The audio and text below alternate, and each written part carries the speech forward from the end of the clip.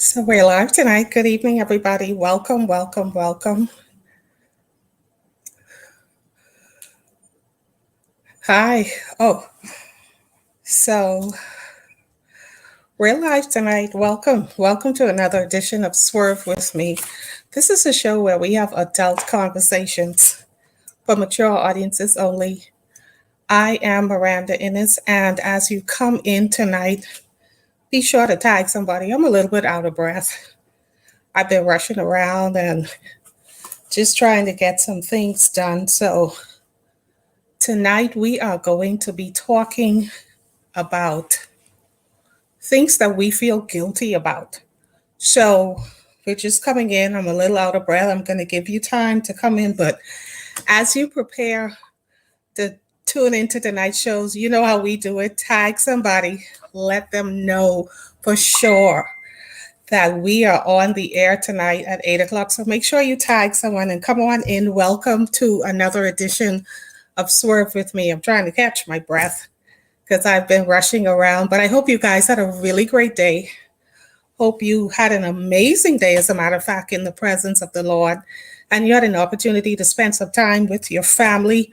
Tonight, I want to talk about something that I think has been a hindrance in so many people's lives. I myself have struggled with one or two of these things that I am going to be talking about tonight. And it's just me and you talking. So tag somebody because I want to hear from you whether or not you can identify with any of the things that we'll be discussing tonight. I'm talking about things that we feel guilty about or we are made to feel guilty about as men and women, because I believe it applies to us across the board. Some things that hold us back from being the best version of ourselves and doing all the things ultimately that God has called us to do. Good night, Nayoka. Good to have you here with me as always. Thank you so much for your support and your faithfulness as we continue this journey of helping people to swerve and to create the kinds of lives that they want to live. So, talking about things that's feeling guilty, if you see me looking down, that's because I have prepared so many notes that I believe is going to be helpful throughout this discussion tonight. So, one of the first things I want to say is once you decide that you want to create the life that you want for yourself and you begin to do the things that you believe are going to help to elevate you to that place that you want to be, sometimes people may accuse you of being selfish. And I want to say that it's not really being selfish, it's self care, particularly if you live a life where you are responsible for taking care of your family, whether you have a husband, whether you have children, whether you have elderly parents. But if you are that person who is that caretaker in that family, and most of the times you extend yourself to other people and you spend that time pouring into others, being at other people's beck and call, and you put yourself aside.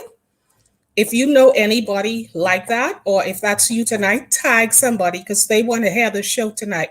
Because sometimes people tend to make us feel guilty for looking out for ourselves. They want to make you feel guilty because you suddenly decided that, listen, I have a vision for my own life. I have some things that I want to accomplish in my own life. And I think it's about time that I begin to see about me. Good evening, Violet Music. Good to have you with me. Good evening, Mom. Thank you for tuning in. Beulah May Fowler. Hi, Monique. Thanks for tuning in. So I want to talk to people tonight who are struggling, who are being made to feel guilty, or they feel guilty because they've arrived at a place in their life where they feel like they want more. And if you want more in your life, then you have to do some different things to get the kinds of results that you want. And so I know that as women and as men, good evening, Jerusha, good to have you. Sometimes we tend to underplay the importance of things that have happened in our lives. Good things that happen to us, we underplay it and we put it aside because we're not accustomed to being celebrated. We don't feel like we deserve, in some cases, to be celebrated. And because we don't feel like we deserve to be celebrated, then we tend to put ourselves on the back burner and we can celebrate everybody else. But when you're accustomed to being of service to other people, you struggle with that. I get that because I struggled with that for a long time. And so what you would do is you tend to minimize the things that are important that you've accomplished, and you have a right to celebrate and you have a right to be celebrated. But because you're so service driven, because you've always been looking out for other people and making sure that they're okay and that they are feeling good about themselves and they're getting what they need, you put yourself on the side and you tend to feel guilty. If that's you, somebody say, that's me, type, that's me. If that's you, you tend to feel guilty when good things happen to you and you don't want to shout it out. You don't want to celebrate it because you risk somebody else feeling bad because something good is happening to you. If that's you, let me know tonight. So we underplay the importance of things that we accomplish. And because we are so sensitive to what other people would think, what other people would see. They may see you as being arrogant or they may see you as bragging.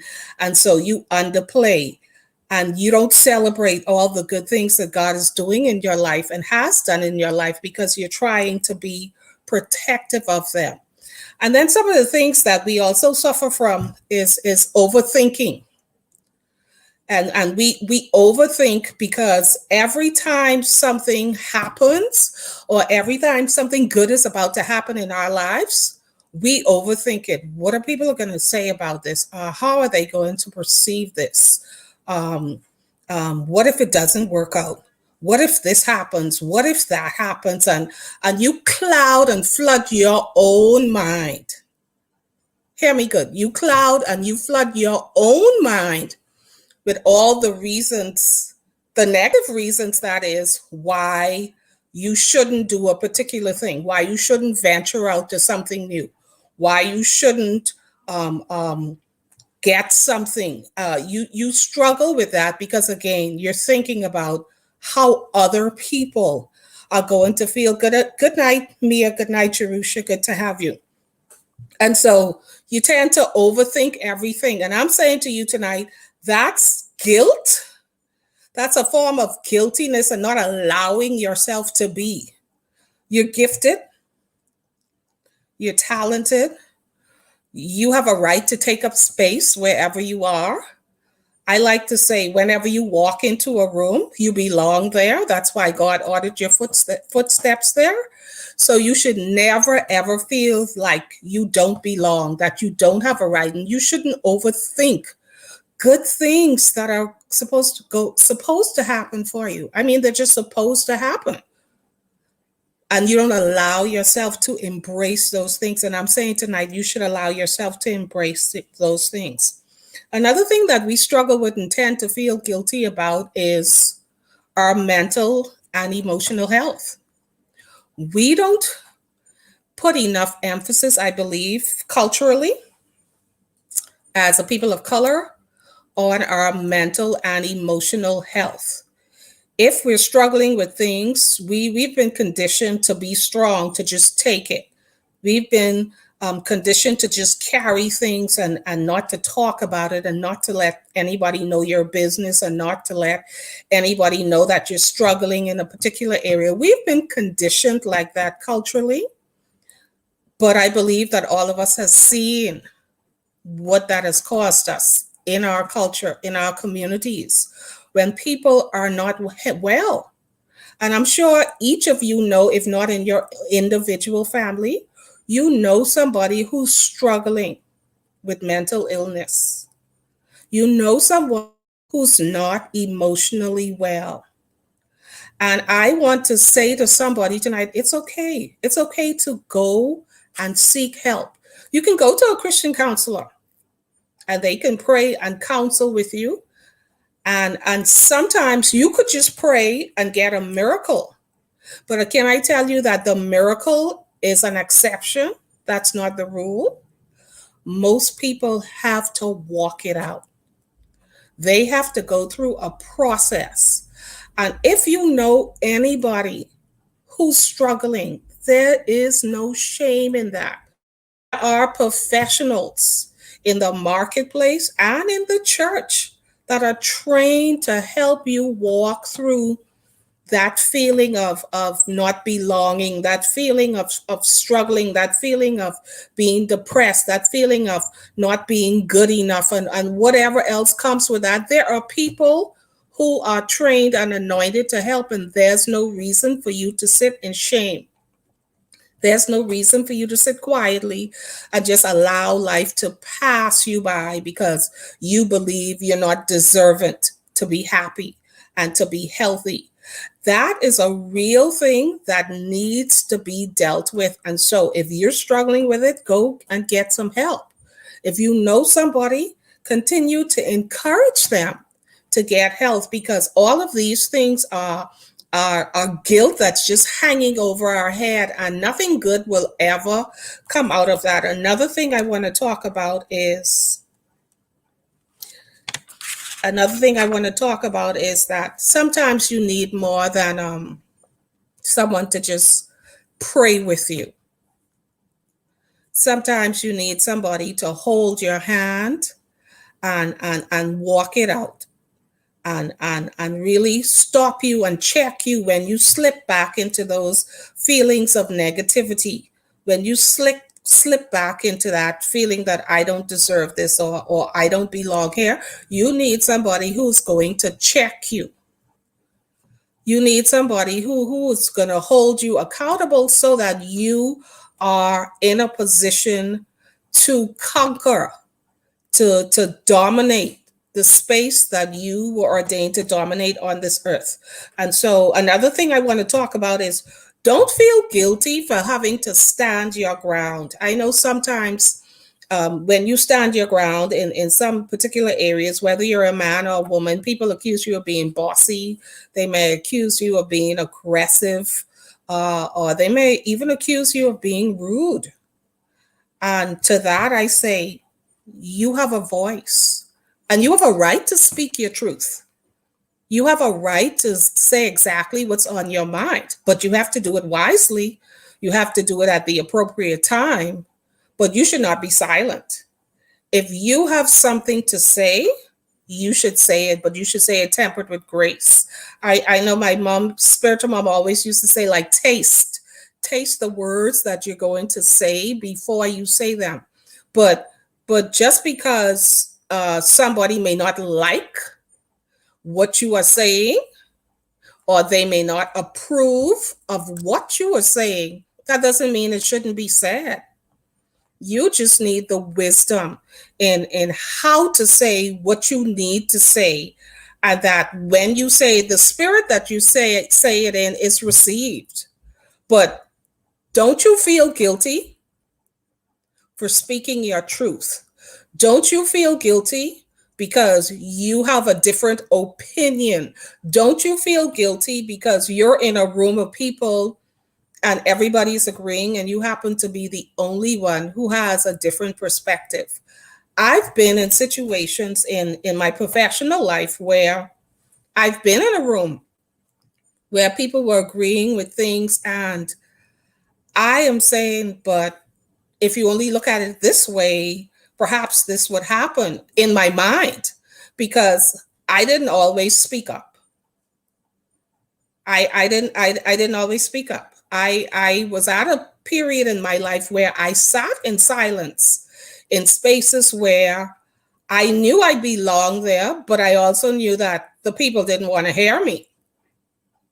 And once I believed that they did not want to hear me, then I silenced myself.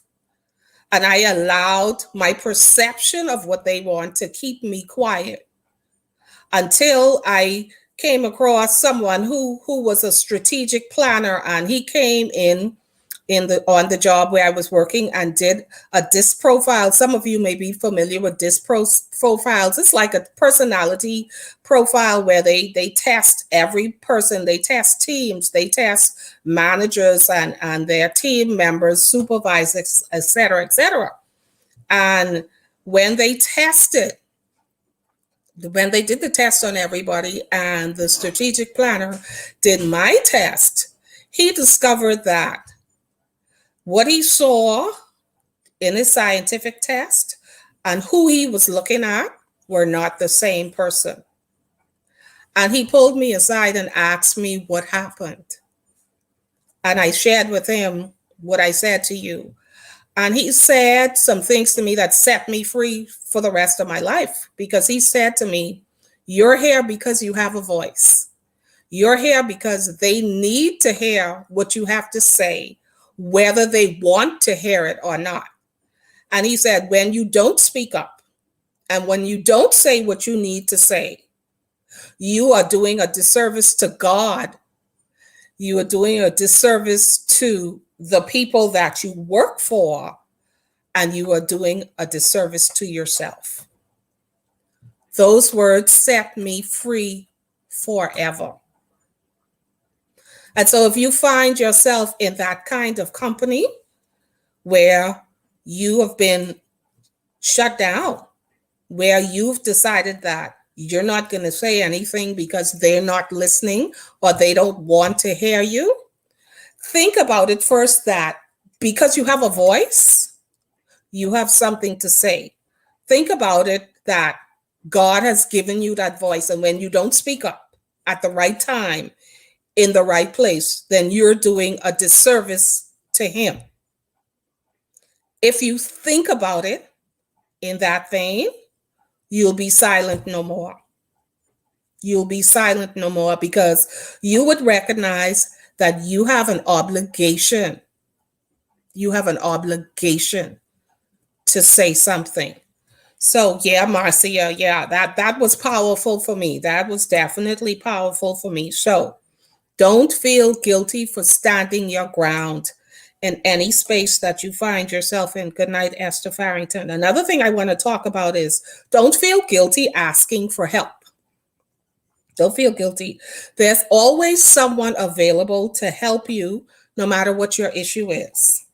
And asking for help doesn't mean that you're not good enough, or you're not smart enough, or you're weak. Asking for help doesn't mean any of those things. Asking for help actually means that you're human, that you don't have all the answers. And that's why there are 7 billion people in this world with different personalities, different knowledge bases and everything. Somebody out there is able to help you. And if you find the right people, you know what the key is? Finding the right person. Whether it's something personal, finding the right person to confide in. Whether it's something professional, finding the right person to lead you on the right professional track that you need to be on. But you have to find the right person. Don't feel guilty to ask somebody for help. Somebody has already been there and done that. Whatever you're trying to attempt, nothing's new under the sun. It may be in a different form, but somebody's already done it. And they're out there. And you can find them. So don't feel guilty about asking for help. We deserve to be able to ask for help without feeling guilty. So don't feel guilty for asking somebody for help, no matter who it is. And here's what it is too. If somebody turns you down, then all that means is they turned you down because they weren't the right person to help you. Don't allow that to get you discouraged and to shut you down just because somebody said no. Remember, there are more people out there. You just have to find the right one. I believe anybody who's worked with me or been around me, I believe in destiny helpers. I believe that there's always somebody out there who is assigned to you to help you go through whatever it is that you're going through. It's your duty to show up in the right place at the right time to meet them. And when you show up in that space, I believe God activates them. They're sitting there waiting for you because that's their role at that particular time in your life. And that is to help you to move past whatever it is that you're dealing with at that particular time. So don't feel guilty asking anybody for help. And this one is a mild one, but don't feel so pressured that you always have to be the smartest person in the room, or you have to be the most intellectual person, or sometimes you might just want to watch a good movie, a simple movie that don't have no deep philosophical basis or anything. It's a movie to make you laugh, or a TV movie. If you go to the movies, just go to a movie and have a good laugh. Or if you stay at home, find something on the TV just to relax. It's okay to do that. You don't have to always be so intense. You don't have to always be on point. You don't have to always be on God. You can just let your hair down and just be. That's okay. It's okay to just be. And so another thing, don't feel guilty if you're in a relationship, and whether this is a work relationship or a personal relationship, don't feel guilty to ask for more. If you need more, if you need something to be explained, if you need more time, if you need more or commitment, more dedication, if you need more money, whatever it is, don't feel guilty for asking. Don't feel guilty.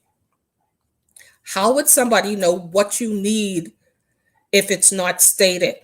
I know we have this common thing in the church. They would always say that, people don't have discernment, and they should be able to discern when somebody is hurting and all that stuff. And that's true to some extent, but I don't have to discern if you just come and tell me you're hurting. You need some help. I don't have to figure out what's happening if you just say, I need this. Can you help me?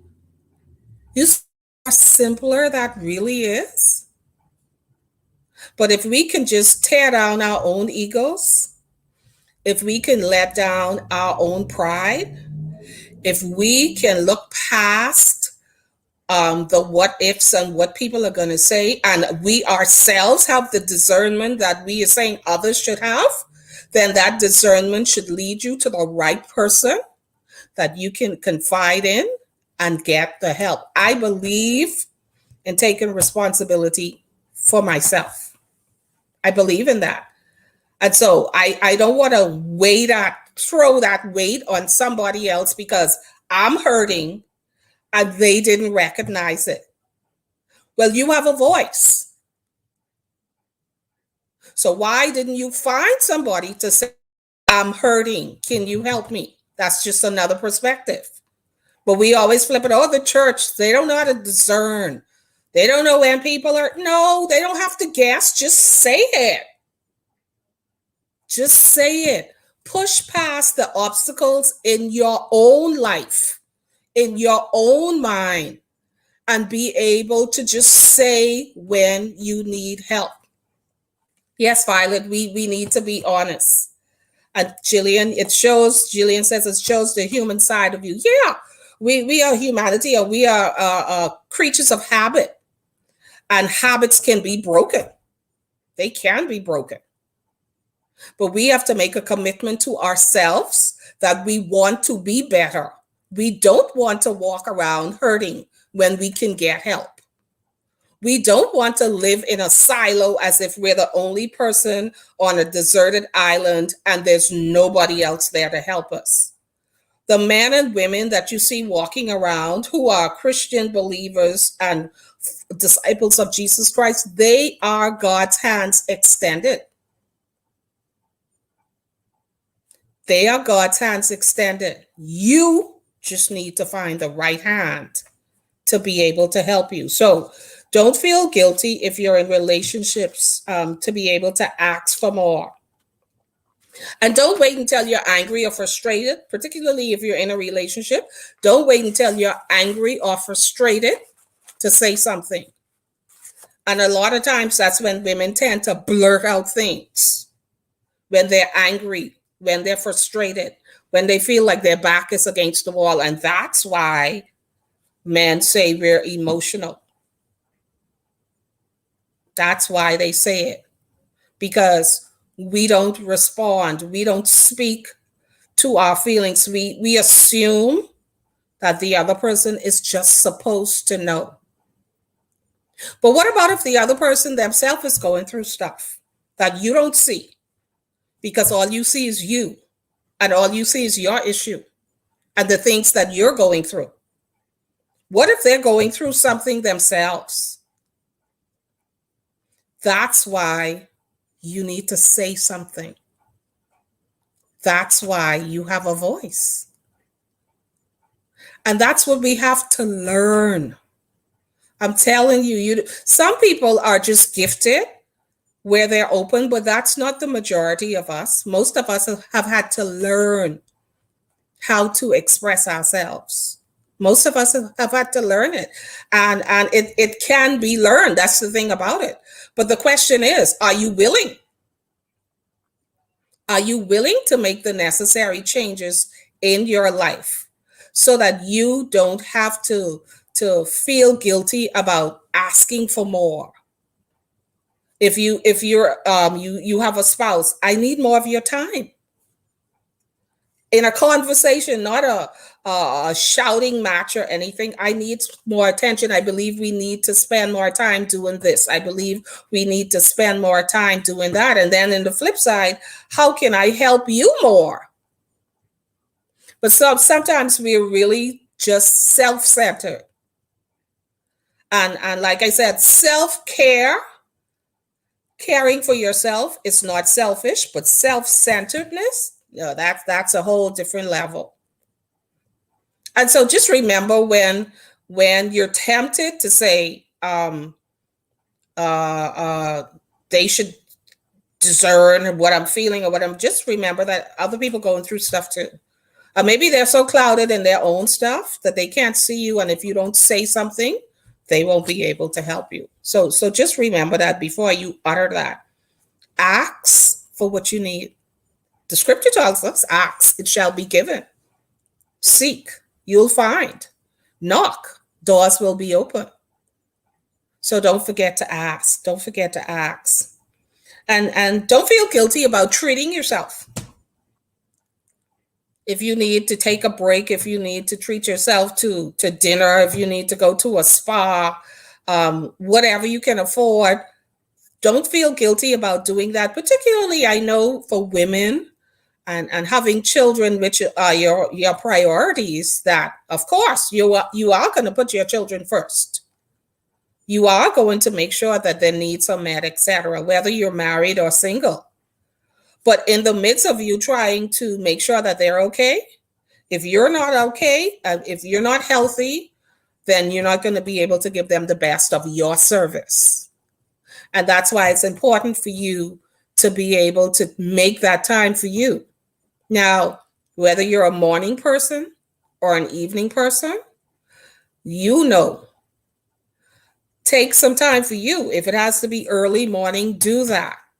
If it has to be late at night when the house is quiet and everybody else is asleep, do that.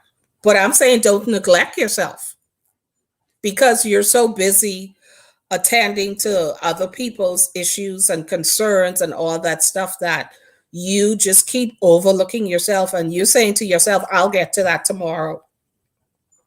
I'll do that next week. I'm saying to you, make yourself a priority. That's not being selfish. Make what you need to improve. If you've been putting off taking that class, make yourself a priority. If you've been putting off doing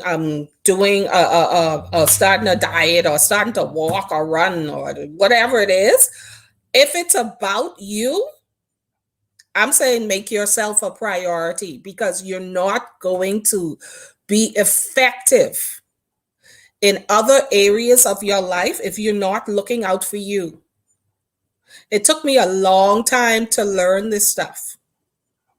Good evening, Cicely. Good to have you. Hey, Warren. Listen, it took me a long time to learn this because anybody that knows me, I get into a zone and it's just work. And then I would remember at some point, oh, you know what? I should have done this. I should have done that. Well, I already lost time that I should have been focused on doing some things for myself. And the one thing about time is you never get it back. You never get it back. And so what you're doing is just compiling things, one thing on top of the other, and so on and so on. Good night, Mom. Good night, Elder Inslee. Good to have you. Listen, see about you. That thing that you've been neglecting to do, that thing that you've been putting off for tomorrow. And see, it doesn't matter how old or how young you are, you know. If there's unfinished business in your life, personally or professionally, you are not going to feel fulfilled until you get it done. If there are some people in your life that you need to go back to and say some things to free yourself, you need to say it so you could move on. I've heard stories about people who were dying and they were on their deathbed saying all kinds of crazy stuff and whatever was happening. And I'm not even talking about where their soul was going, because that ain't my business. That's the Lord's business. You know, spirit returns back to the Lord where it came from anyway. But I'm talking about things that you have not dealt with. Think about it. I can tell you that. Write it down. See, don't even trust your mind to remember stuff. As it comes in, write it down. If it's something that you need to take care of, make it a priority. You may not know what to say at that particular time, but my favorite scripture, Proverbs 16:3, commit your works unto the Lord, and then your thoughts will be established. God will give you the suitable words to say. He'll give you the tongue of the learned so that you know how to speak that word when you need to. But you need to commit that to Him. Don't be walking around with things that you can take care of.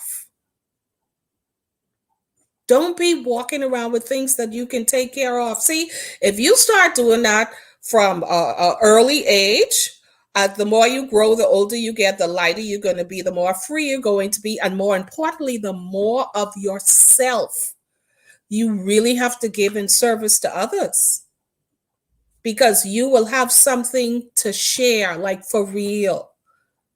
You wouldn't just be able to tell people, one day the Lord saved me.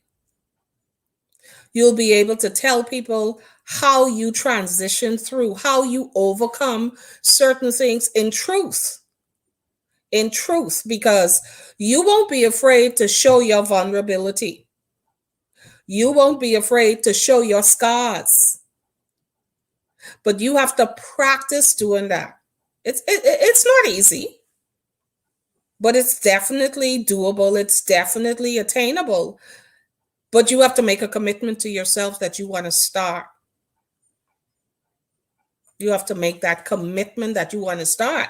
I'll go even further and push it and say, those of you who have children and you never really were honest with your children and told them about your life.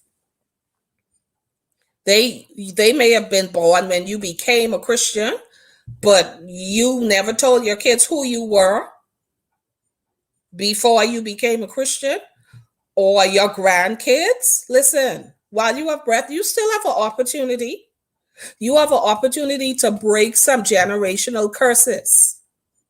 You have an opportunity to break some things off your grandkids. Yeah, you could pray it through, but you could speak the truth too. You could tell them some things because they only see you in one light. They only see you as you are. But if you share with them some of your experiences, I believe it'll make a great difference in their life. But again, the question is, are you willing to be that vulnerable, to be that transparent, to be that true, to be that integral? Are you willing to open up to your own family? Are you willing to do that? You were not born saved. You were born in sin, shapen in iniquity. In sin did your mother conceive you. That's what happened. That's the truth.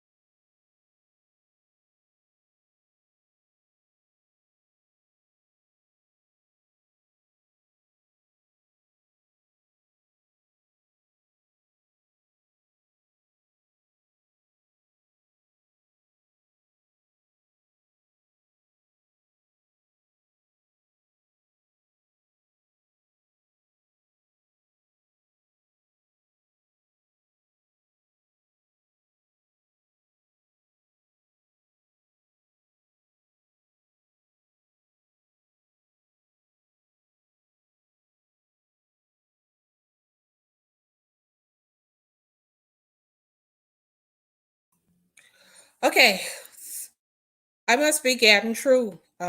Just had a little technical glitch, but thank you guys for sticking around. So, yeah, be honest with your kids. Tell them who you were, and that really demonstrates the power of who God is. Once they hear the transformation that's taken place in your life, and I believe you honestly owe them to tell them about it. Uh, Another point: don't feel guilty about making mistakes. Don't feel guilty about making mistakes. Mistakes are really just learning curves. They're opportunities to grow. They're opportunities to grow. Let me just go back to what I was saying, man. This one is so heavy. Talk to your kids, talk to your grandkids. Why? Because I'm sitting here right now, and sometimes I think about, wow, I never had a really deep conversation with my father. I never had a really deep conversation with my mother about their lives. Didn't have the opportunity. Unfortunately, both of them are deceased now. But there are gaps, and there are so many things that you can help your children and grandchildren to overcome if you just make a decision that I'm just going to tell it all, because you know that you want the next generation to be free. You want the next generation to live in liberty, to live in a space that they don't have to hide behind or feel shame for the mistakes that they've made, because you've probably been there and done that yourself. And so if you could find yourself in a space where you can be open and honest with your kids or your grandkids, then it's going to help for a better life for them. So don't feel guilty about the mistakes that you've made. Share them. They don't have to be negative. You can take those mistakes that you've made and turn them around. Turn them around. To just tell them, listen, I did this. It wasn't the best decision at the time, but I did it for these reasons. And they will understand it. And they will see you also as being human and not superhuman, because you're not. You're not superhuman. You are subject to make mistakes. We are, all of us. But if we can come to that place, man, in our lives, we could really, really help to get some people freed and delivered just because of honesty. Warren says, I think generations have learned to bury mistakes and hurt. Absolutely, because we were told not to talk about it, or they were told not to talk about it. They didn't. They dare not. And so those things that our great grandfathers and great grandmothers did and whatever, we'd never know.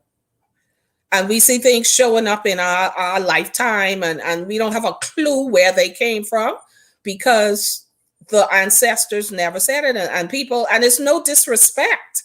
They did what they were taught to do and what they knew to do. But it was a great disservice to many of us that came afterwards. Great disservice. And this world is in chaos now because of all the things that have been buried for generations that families dare not talk about. But somebody has to be willing to break the cycle. And you have no control over what your grandparents and great grandparents and parents did, but you have control over you. What you say to your children, how you handle your grandchildren, you have control over that. So you could break that cycle with truth by just speaking it. Okay, Warren says so many children would benefit from parents and grandparents being open, honest, and transparent. But unfortunately, there are so many people that bury past hurts. Yeah, absolutely. Absolutely. Thus, the world that we're living in right now. But I'm saying we can't undo what they've done, but we could start a new legacy of truth, of honesty, of transparency. We could start a new one. We could make sure that we speak to those who are still here and tell them We could do that. We have the ability to do it. We still have breath. Now, yeah, too many things have been swept under the rug. Absolutely. But we still have an opportunity. And that's all I'm saying, to be able to help to usher people into a place of liberty, I mean, true liberty. Because you walking around with stuff that happened to you way back, and you guys have watched the show, and you've heard the guests and who've had traumatizing things happen to them, and most of them said they never told anybody until, and then the ones who said they told somebody, that somebody did not believe them or paid them no mind. Well, I'm not blaming them for that, because again, however they were conditioned culturally, however they were conditioned in their family, that was the culture. You don't say nothing. You don't open up your mouth. But it hurts so many people. And what it does is it retards people's growth, Because once people are traumatized at a certain age, most of them don't even push past psychologically that age. And so whatever happens to them, it always brings them right to that place where that person first crushed them, where that trauma occurred. And no matter how many times they try to make progress in their lives, one thing triggers it and it pulls them right back, sucks them right back to that place when they were 5, 6, 7, 8, whatever age it is, because they were not allowed to speak their truth and to get the attention that they needed, to get the help that they needed. And so I'm saying to you, but that doesn't have to happen anymore. It doesn't. Marcia says we are living in many generational curses because we aren't aware. But nonetheless, if we see a cycle being repeated, then it should raise a red flag. Break the curse and destroy the mode. Yeah. And I'm saying you can pray for that cycle, but if you don't talk about it, see, because I'm really hitting this because I've spent my life as a communicator. I've spent my life speaking, talking to people. That's all I know how to do. That ability to speak and to talk got me into trouble. And at one point, I shut down because of it. But I recognize that was the gift that I was given. And now I understand as an adult, years later, that's why the enemy tried to shut me down. Because he didn't want me to speak to others so that they would understand the power in their voice. And again, you can't control what has happened, but you have the ability to control what will happen and how you govern yourself with your children and your grandchildren. Hello, Andrea Pearson. Thanks for tuning in. So we're talking tonight about things that we are made to feel guilty for, or things that we feel guilty about. And I'm saying free yourself from those things that from the past have held you hostage. And especially when you see yourself repeating cycles, not even in your family. I'm talking about your own life. That's why it's so important that you have a vision for where you want to go. And if you are confused, if you're struggling with what you want to do, that's why you need to find somebody who has the ability to help you. Because there is so much more that each of us can do.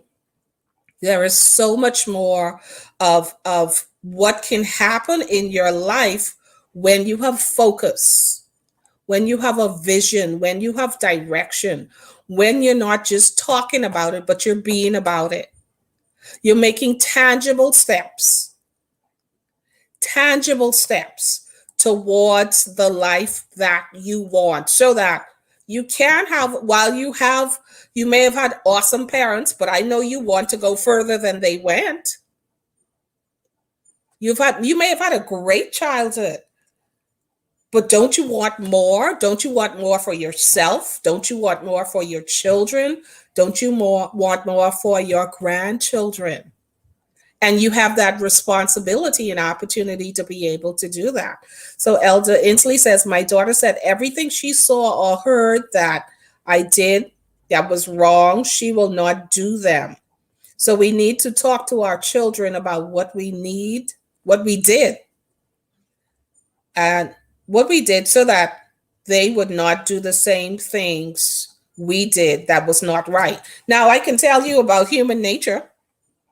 Sometimes when people grow up in adverse situations and really traumatic and difficult situations, they tend to lean to it and others tend to lean away from it. And so for me, it just depends on which way the pendulum swings. Because all of you can attest to, if you have siblings, all of you being raised in the same environment, but you all turning out differently and reacting differently to certain things. Just our human nature. So the key thing is, if you do what you have to do, if you speak your truth to your kids, ultimately, as they grow, they have to make their own decisions. They have to decide whether I'm going to follow this pattern that my mom said, that my dad said, that really wasn't going anywhere, or I want to do the opposite and see how I can make a better life for myself. But if you give them the information, they have something to work with. And so you don't have to walk around feeling guilt. I know a lot of times even mothers feel guilty because they've had to work and they perhaps have not had, they believe, enough time to spend with their children. And so they may be walking around feeling guilty because of that. But again, if you have these conversations with your children and you're telling them, I need to work because, they'll understand. So when they see you not at home at night, if you work a night job, or whether you work a day job and you're not there when they come home from school, they will understand. I am working because if I don't, the lights don't stay on. The food doesn't stay in the cupboard. Whatever the situation is, all I'm saying is, if we can grow to that place where we can truly be honest and open, it's learned behavior. It's not something that comes naturally to everybody. I know that. But I do know that you can learn how to do that. I do know that you can learn how to do that. Oh, hey, Simeon. So Simeon Williams says, what our parents did, it was wrong for us, but we are responsible to make it right for our children. Absolutely. I agree with you 100%. Andrea says, I'm breaking barriers in my family. That's wonderful. And that's what I'm saying. Break those barriers. Here's the thing about it.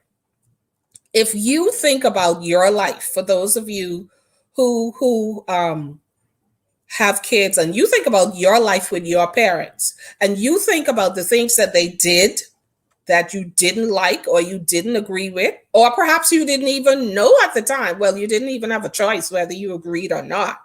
But as an adult, if you look back and you think about the things that your parents did or did not do and the way it made you feel, if you start from there, that's a conversation with your kids. That's a conversation with your grandkids right there. If you just start from that place where the things that were done to you perhaps were unfair, or you thought they were unfair, you could start a conversation there, and then check yourself. Check yourself when it comes to these kids and know whether or not are you repeating the cycles? That's another question. Are you repeating those cycles of the things that were done to you? And so because they were done to you, then you think it's okay to do it to your kids and your grandkids too. Because as we often heard, it didn't kill you. But is it right? Does it really make their lives better? Does it really make them better people? Does it really make them more productive citizens? Does it make them more emotionally healthy? Does it make them more mentally healthy? And ultimately, does it make them more spiritually healthy? It's a lot to ponder. I know it's a lot because when you've been doing things the same way for so long, but it's the insanity. It's the insanity that we heard about doing the same thing the same way, expecting, different results. Yeah. It's that insanity that we continue to repeat over and over and over again. But you could free yourself. You can release yourself from those things. You can release yourself from those barriers that have held you back. Think about yourself at 40, at 35, at 45, at 50, and think about how further you could have been if you had known some of the things then that you know now, no matter what your age is. If you knew at 20 what you knew at 35, if somebody had told you, if you knew at 25 what you know at 40, if somebody had told you. So you give your kids and grandchildren an advantage when you speak truth to them, when you share life experiences with them, when you give them the information, they are going to be ahead. What they do with the information, that's not your responsibility. But if you condition them to be thinkers, to be critical thinkers, to weigh their decisions, to think,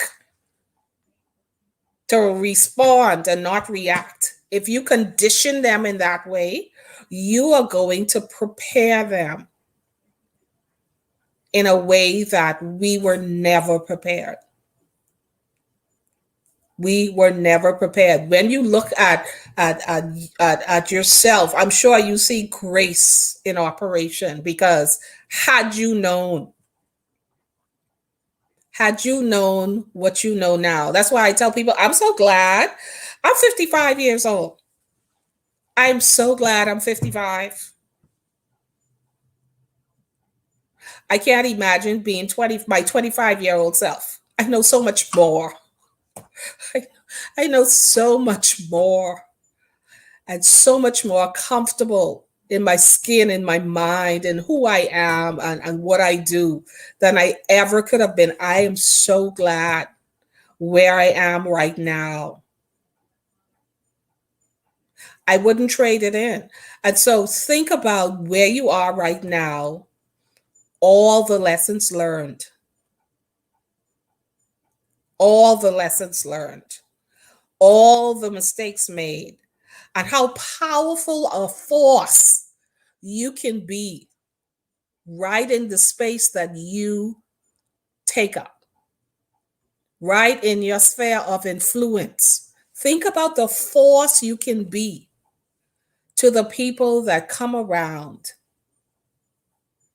and need your help, need your guidance, need your experience if you just spoke the truth. Jobba says that's why we use wisdom so they don't go down the same road we went. Absolutely right. And Elder Inslee says it's good to tell your kids because you don't want anyone else to tell them what you used to do. Oh, for sure. For sure. Wouldn't in public relations and journalism, we always say create your own narrative, which means tell your own story. Don't allow anybody to tell your story for you. Why? Because they're going to embellish. They're either going to add some things onto your story that didn't happen, or they're going to leave out some details of things that did happen. And that's why when you control your narrative and you tell your own story, there's no better voice. There's no better person to do it than you. That's important. And so if you continue in a path that you know It's not leading anywhere. It's not going anywhere. If you keep going around in circles over and over and over again, if the same thing that happened to you in 1990 happened to you in 2000, and then in 2010, 2020, you're in a vicious cycle. Recognize the patterns in your life. Recognize patterns in your life, whether they're positive or negative. If they're negative, make up your mind that I need to do something to break those barriers. I need to do something to make things different. First for you. That's why I started this conversation by talking about self-care. Because first for you, because if you don't get yourself together, then even your words, if they're not accompanied by action, means very little. Means very little. And we know that. You could say anything to people, but if you don't show them, you know, Maya Angelou says, when people show you who they are, that's when you believe them. Not what they say, but what they show you. And so if you can show your growth, if you can show your development, if you can show how your life has been transformed, you sharing the stories with them, but if you can show them, they could see, they can notice when you make changes in your life. They can see that. So, the old school was just, you just tell people what to do and kids what to do, and they don't ask any questions. Just do as I say. Just do it as I say. And perhaps that worked in that generation, but everybody knows that does not work today. Absolutely does not work. You have to do and say. You have to do and say. And don't allow. See, the thing about it is, it doesn't matter what anybody has been through. All of us, we've had a past. And we've done things that we may not have been proud of. That's not the issue. What the issue is how do we come out of what we've been through? How do we come out of it? What steps did we take to come out of it? And that's why I do this every week and talk to other people and try to share their stories to hear how did they overcome what they went through, so that people can see a pattern of when you do certain things, this is what the outcome can be. And we've shared so many stories with so many awesome people. But I'm taking a turn with this show in the weeks and months ahead, because I want to focus more on the people who are actively doing things in their lives, actively pursuing things, not people who are just talking about, well, what I want to do is. I want the people who get it, who say, I'm doing this. And you can see what they're doing. And people are being touched by what they're doing in a tangible way. And then give people advice, because the one thing I know is that we are in a world of struggling people. Most people don't look like what they've been through. Most people won't tell you what they're going through until they come to that place where they believe they can share, they can confide in you. Most people will just keep it to themselves. And when they keep it to themselves, it eats away at them. It eats away at them. because we weren't designed that way. We were designed to speak out, to share. That's our nature. And so, more and more people, each one of you out there as you listen, and I want you to please share this. Share this because my mission, like I already know what my life's work is, and that's what I do every day. I created a program called Swerve that helps people to take the steps to create the life that they want so that you don't sit back and blame anybody for the condition of your life. But when you do the things that you need to do, you will get the desired results. Bottom line. And so if you're unhappy with your life, you can make the changes. If you don't feel fulfilled with your life, you can make the changes. It's not because what anybody did to you. No, God allows some things to happen in our lives, but we still make decisions about how we respond to the things that happens in our lives. We make those decisions, and we have to own them. We have to own those decisions. We have to determine that I want more. And for the people who want more, that's who I'm here for. I'm not here for people who want to wallow in self pity and who want to continue to make excuses and feel sorry for themselves. Because I'm sure each one of you listening tonight and who will be listening, you have a story. You have a story that could have caused you to fold up and die or stay in a corner, but you didn't. You decided you want more for your life. You decided you wanted more for your kids. And so you got up and began to do some things about it. You got up. So it's possible, very possible, that we can frame and shape and create the lives that we want. It's very possible to do that, but you have to be willing to put in the work. You have to be willing not to allow yourself to lag behind. And if you don't remember anything else, what I say tonight, remember that you are responsible for you. Like nobody else is responsible for you. As a matter of fact, nobody else has to do anything for you. When people do things for you, that's a blessing. That's not an obligation.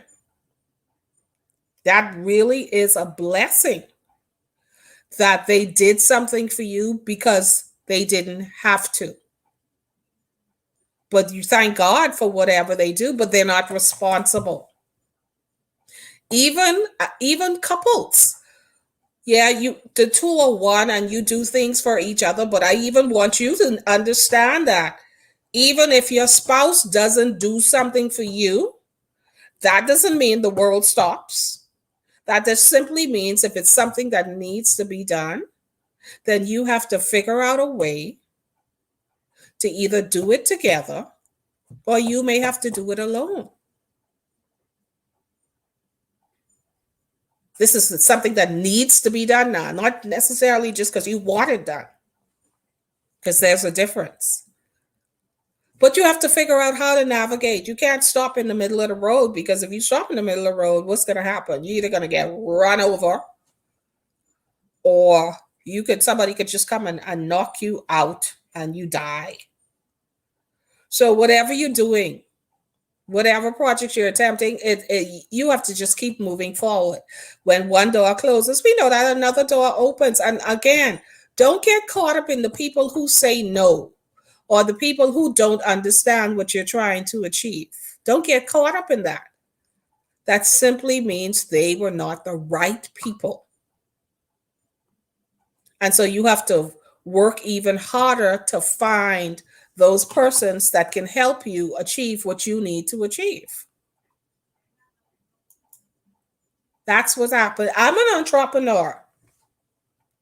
If I don't get clients, I don't earn money, right? So, do you think I'm going to stop what I'm doing? No. Every day I wake up is another opportunity to help somebody to grow. I know that's my life's work. And those of you who know me know I've been in service, in ministry, most of my adult life,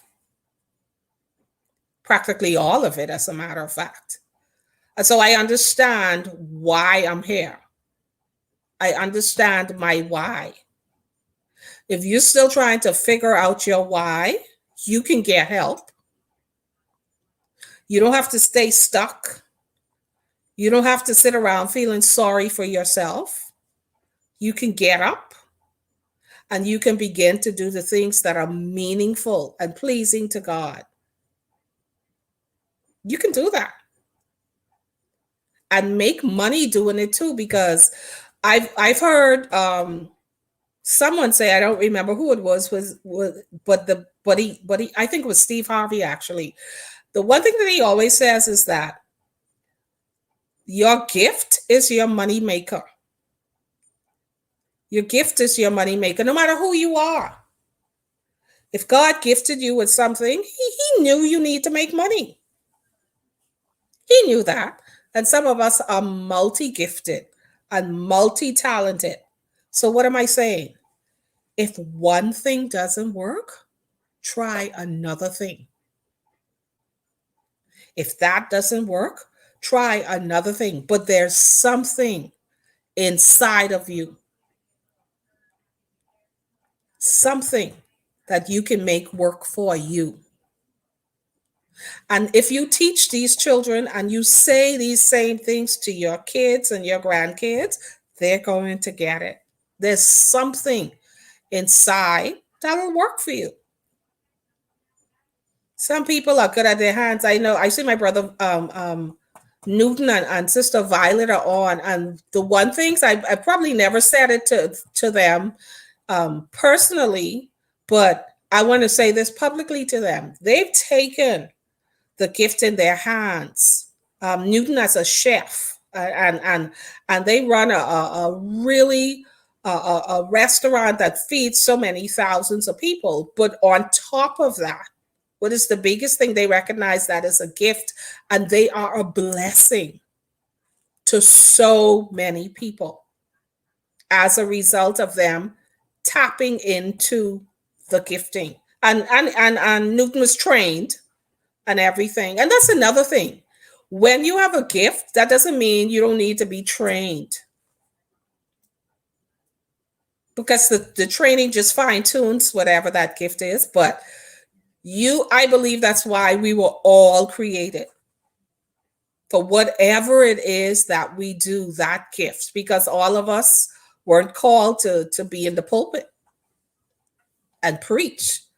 But every day he's preaching with his hands, and Violet is preaching as she's assisting him and doing whatever, because they've taken that gift and that talent and they've offered it and they're using it to be a blessing to others.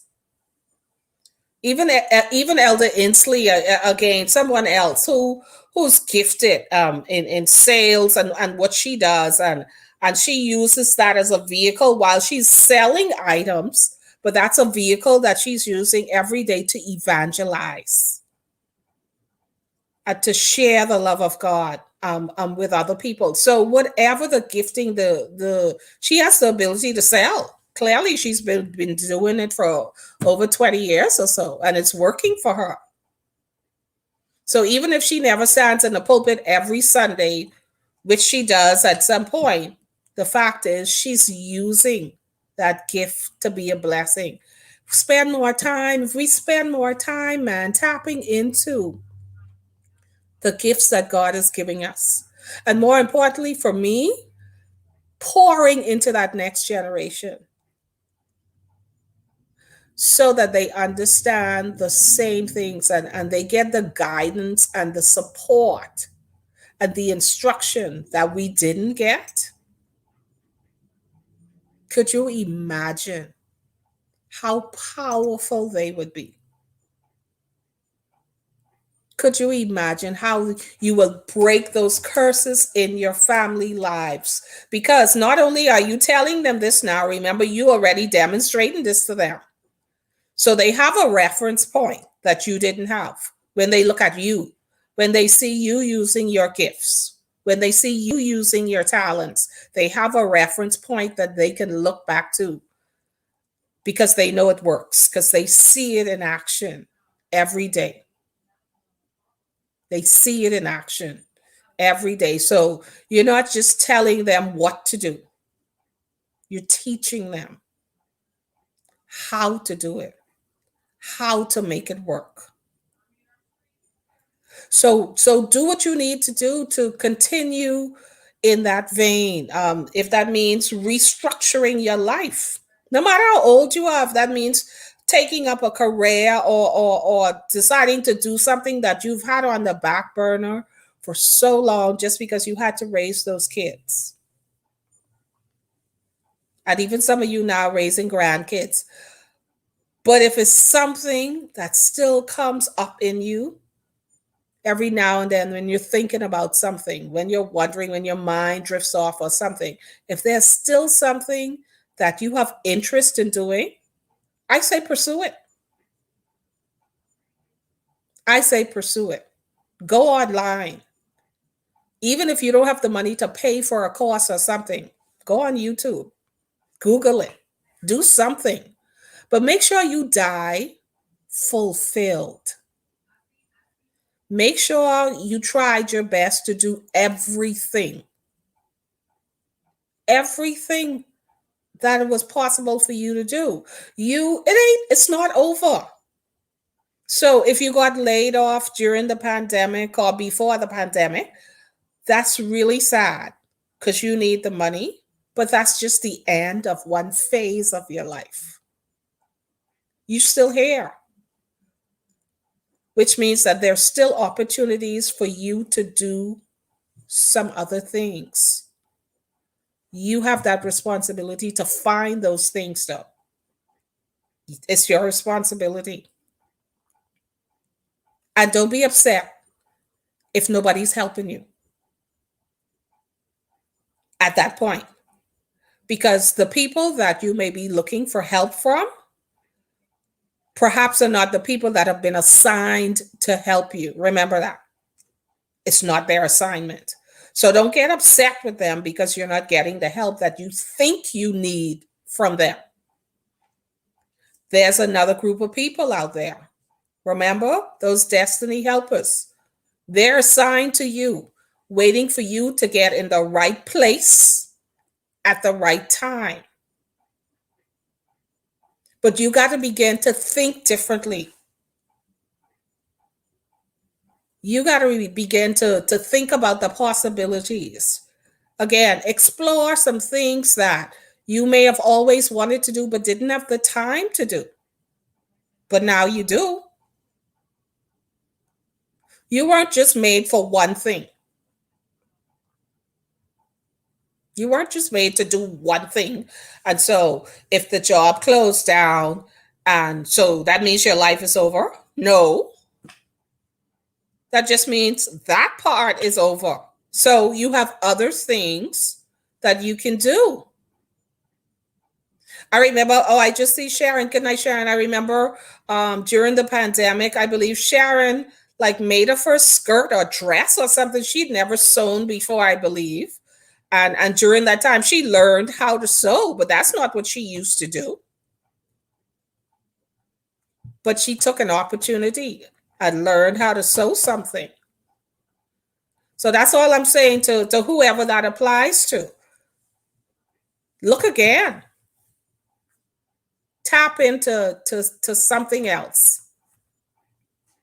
Tap into something else that you could be doing. And guess what? You'll never know if you're good at it until you start. You'll never know.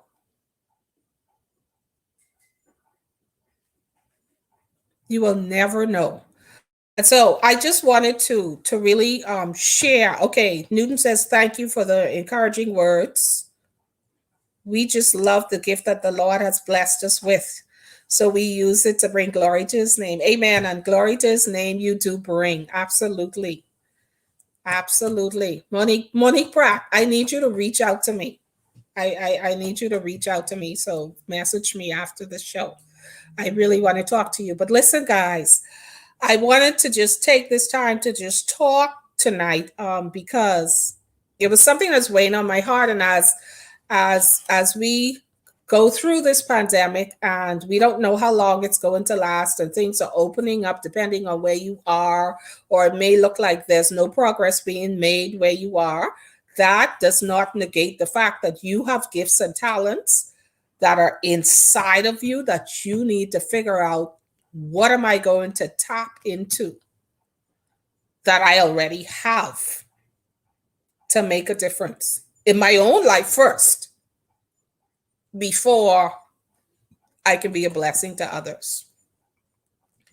You have an obligation to God to use every single thing that's in your heart, in your hands, in your mind to do, because he's the only one who is the giver of gifts. Every good and perfect gift comes from him. If you get a good idea, if you have a dream, not a nightmare, if you have a dream, that came from God. And so that means he wants you to do something with it. But you need to tap into the people who can help you get it done. Tap into those people. Please share this tonight. Thank you guys for hanging with me.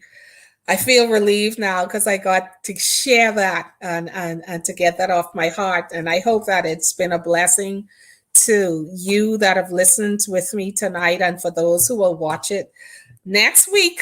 I'm shifting gears with the show, but next week I will be sharing the story of a young man who was arrested and held in federal prison for several years. So we'll be hearing his story and how his life has been transformed next week on Swerve With Me. So thank you guys for hanging out with me. I am Miranda. It's been my pleasure, and have a great night. Please like and share this. Good night, everybody.